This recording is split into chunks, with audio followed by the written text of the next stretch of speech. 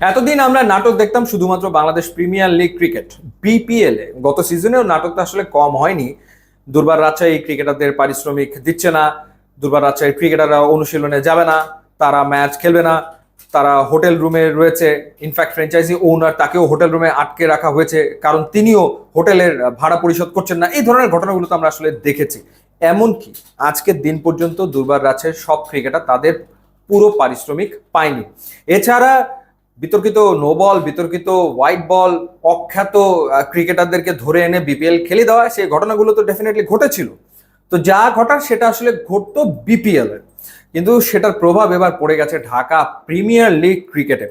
Dhaka premier league ক্রিকেটে যে ম্যাচটা নিয়ে আলোচনা হচ্ছে, সেই ম্যাচের একটা আউটের ভিডিও ক্লিপ আপনারা নিশ্চয়ই দেখেছেন, এবং হাস্যকর, মানে হাস্যকর। এই আউটের ক্লিপ দেখলে যে কারো মনে প্রশ্ন জাগবে যে ব্যাটসম্যান তো নিজের ইচ্ছায় মানে অপেক্ষা করে আছেন যে কেন উইকেট কিপার বলটা ধরে উইকেট ভাঙতে এত সময় নিচ্ছে, কেন তার এত সময় লাগছে, মানে এই প্রশ্নটা যে কারো মনে জাগবে। তো ঘটনা হলো যে শাইনপুকুর আর হচ্ছে কারা খেলছিল, গুলশান ক্লাব। এর ভিতরে একটা গুলশান ক্লাবের হচ্ছে সুপার লিগে যাওয়ার সম্ভাবনা, আর শাইনপুকুর হচ্ছে অবনমন এড়াবে, এরকম একটা ম্যাচ আর কি। তো সেই ম্যাচে এরকম একটা ঘটনা ঘটেছে।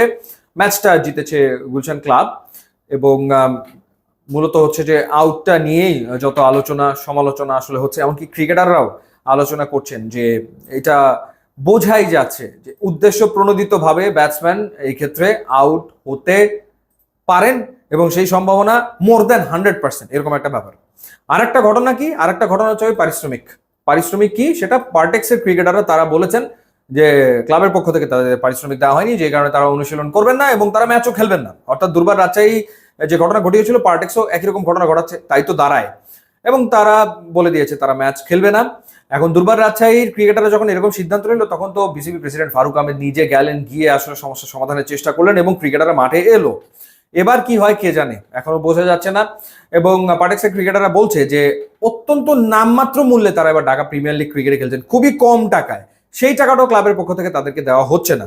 এমনকি তাদের ক্যাপ্টেন সাব্বির রহমান, তাকে অধিনায়কত্ব থেকে সরিয়ে দেওয়া হচ্ছে। আবার ক্লাবের পক্ষ থেকে বলা হচ্ছে যে ক্রিকেটাররা তারা আসলে কি বলে, মানে তারা আসলে সিরিয়াসলি খেলছেন না, তারা পেশাদার না, তারা তাদের মতো করে খেলছে।